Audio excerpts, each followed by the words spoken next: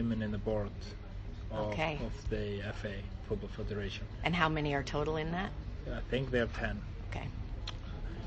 And she has been fighting this generation of men that I've been talking about since I came in. And when the gender gap was closed, to talk to her and see the expression in her eyes and how she felt, it's just something that I will never forget. It's not about the team maybe, but this is a person that is fighting as a volunteer every day for women sports, for women in general. Just do something that is right for all those small girls coming up, not just the team today.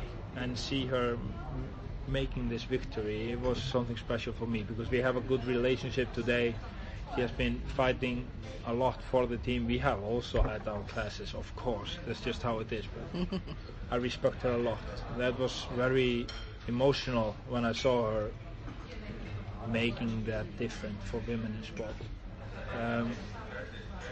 That's amazing. Yeah, it's very difficult for me to describe it in another language, but I hope that you understand what I mean. And yes.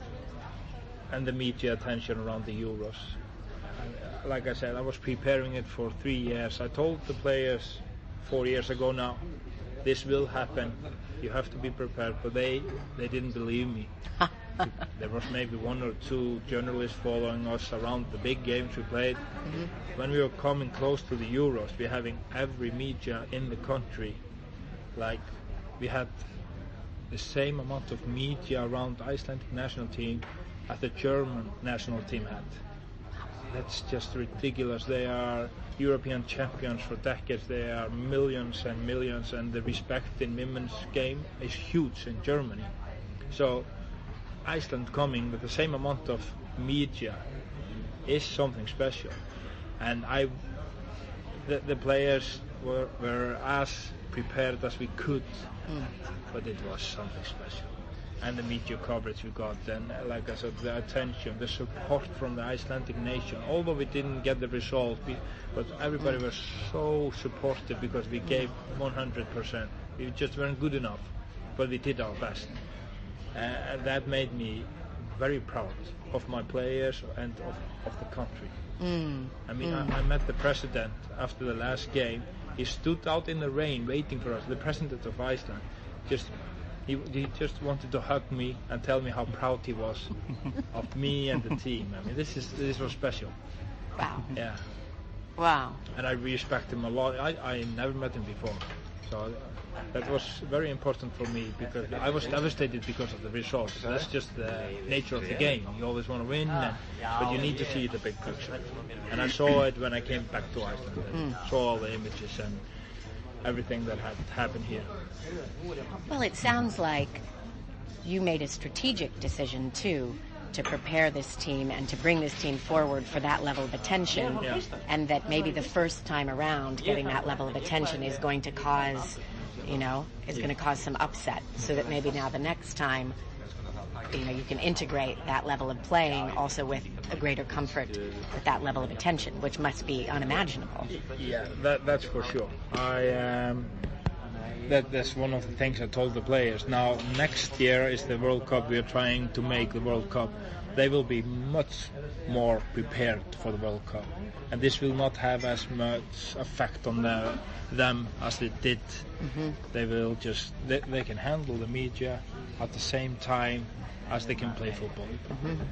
It took a lot of energy. It made a lot of feelings, not bad feelings, but a lot of feelings going into all the media. And one of the things, the difference between men and women in sports, the guys, they just say something and they don't care. They just go back home and blah, blah, blah. And I'm not saying it in a bad way. They're just like that. But the women, if they say something, they think about it a lot. Every word they put in the media, okay, was it right? Oh, am I hurting somebody? So we are trying to teach them, okay, you just speak out what you think and what you feel, and there is nothing right or wrong about it. And that has been a struggle to help them with that, but some of them no problem, but not all of them.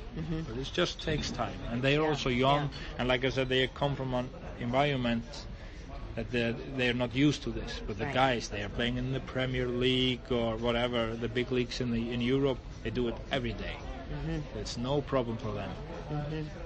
Why do you think there was so much attention on the Icelandic team? Because this was something new? You said equal to the German team. Yeah, I think it was just because we made the team interesting. We are getting good results. They are good role models. The people just liked them because they were prepared. They were going out to the TV shows and interviews in the papers, and just likable person, interesting stories about them.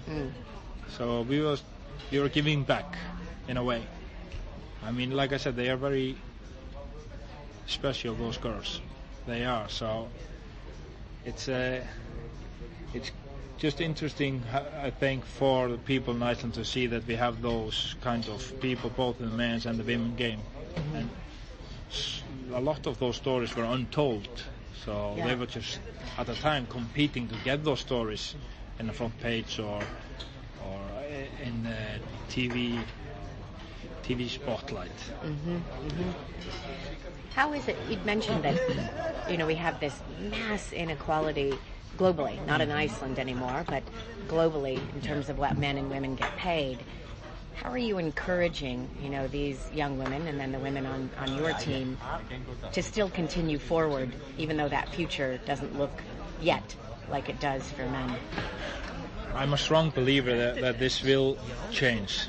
It takes time. It's not changing as fast as I would like, but like I saw an interview with the owner of a team in Utah in the USA Professional League. And that's something new that I heard there. He was in an interview and he was saying, okay, I can't control the salary cap because the league controls that. They put some strict rules about the salaries in the league, but I can control the facilities, the housing, and everything that the men's team has, and I will do that. Day after, every team member of the team got a brand new car. They have the same facilities. They play on the same field. They have the same amount of coaching staff. So he is doing what I think is right. Okay, if you can't put the same amount of money into it, at least have the facilities and everything around the team the same. And that's just a new story that happened just 2 or 3 days ago. Oh, really? So I am a strong believer that this will get better and better year by year now. So I believe that the girls that are born after 2000, they will have a good life playing football. And I hope so, at least, because it should be like that, because there are opportunities. It's the fastest growing sport in the world. So if you invest in it now, you will get financial reward. But I'm always saying, don't just focus on the financial reward. Focus on the social benefit of it. What it does for everybody in the nation, not just girls, also the boys. It's so healthy for the community to have women and men sports on a high level. Just for the role models, for one, but also for keeping them out of trouble, keeping them from drugs or bad health or whatever, everything we know that is there for children to go into. Right. So I am just always trying to inspire them. It will happen. Just keep on fighting. And I mean, the best, they have a fine life today, although they only get 2 or 3% of the men's salaries. They have pretty good salaries. They have a fine house and a car. No luxury, but they are doing what they love. We have 2 or 3 players living a good life, playing football, but they don't have any money on their bank account. They just live month by month, having a fine life in a good league, doing what they love. But in 10 years, it will be better. I hope so. And what do you see happening near term in the next years here in Iceland? But what do you see happening? What are some of your goals for this team here in Iceland? the next goal is to